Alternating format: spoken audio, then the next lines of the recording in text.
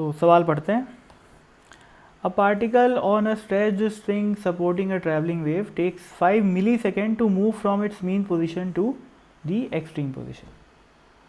तो एक रस्सी है जिसमें से एक ट्रैवलिंग वेव जा रही है, उसका कोई पार्टिकल है जो कि अपनी, उसका कोई क्या है, एक पार्टिकल है जो कि अपनी मीन पोजीशन से एक्सट्रीम पोजीशन में जाने में कितना समय लगा रहा है, 5 मिलीसेकेंड। तो मान लेता हूँ कि यहाँ पर वो पार्टिकल है, कोई भी पार्टिकल है जिसको यहाँ से यहाँ जाने पे, ये उसकी मीन पोजीशन है ऑब्वियसली, और ये एक्सट्रीम पोजीशन है। मीन पोजीशन से एक्सट्रीम पोजीशन पे जाने पे जो समय लग रहा है वो है 5 मिलीसेकेंड।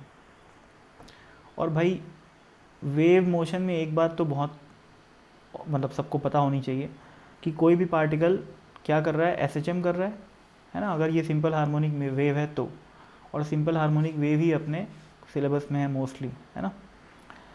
तो SHM में क्या होता है, मीन पोजीशन से एक्सट्रीम पोजीशन में जाने में कितना टाइम लगता है, टोटल टाइम पीरियड का 1/4 यानी कि T/4।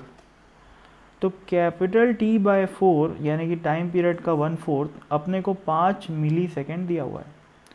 तो टाइम पीरियड कितना आ गया, 4 × 5 that is 20 millisecond time period आ गया। आगे क्या बोला है देख लेते हैं। The distance between the two consecutive particles which are at their mean positions is 2 centimetre. दो पार्टिकल, दो कॉन्जिक्यूटिव पार्टिकल जो अपने मीन पोजीशन पे हैं, उनकी डिस्टेंस 2 सेंटीमीटर है। तो ऐसे कौन कौन से पार्टिकल दिख रहे हैं, ये वाला है ना, या फिर ये वाला और ये वाला भाई। और ये साफ साफ दिख रहा है कितने के बराबर है, λ/2 के बराबर, यानी कि वेवलेंथ का आधा। क्योंकि वेवलेंथ क्या होती है, पूरा यहाँ से लेकर यहाँ तक होता है, एक साइकिल पूरी कंप्लीट हो जाती है जब, है ना। तो λ/2 की वैल्यू अपने को दे रखा है 2 सेंटीमीटर।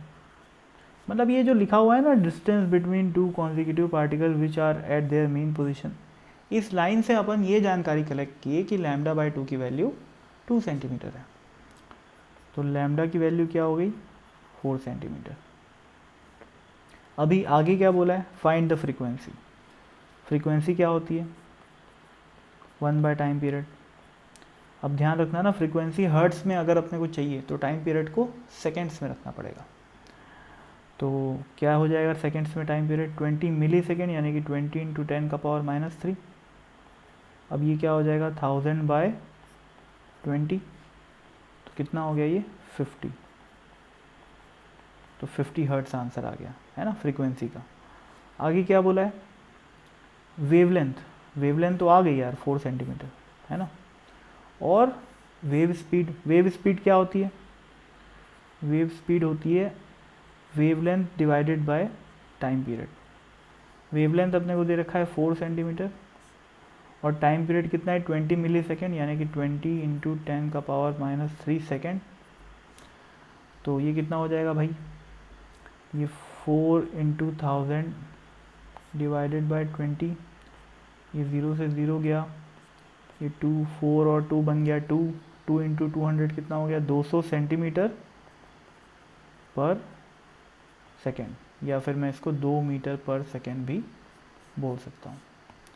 ठीक है, तो फ्रीक्वेंसी आ गई 50 हर्ट्स, वेवलेंथ आ गया 4 सेंटीमीटर और वेलोसिटी आ गई 2 मीटर पर सेकेंड या फिर 200 सेंटीमीटर पर सेकेंड। तो ये क्वेश्चन तो आसान था, बहुत ही सिंपल क्वेश्चन है इनफैक्ट, है ना। ठीक है, बाय।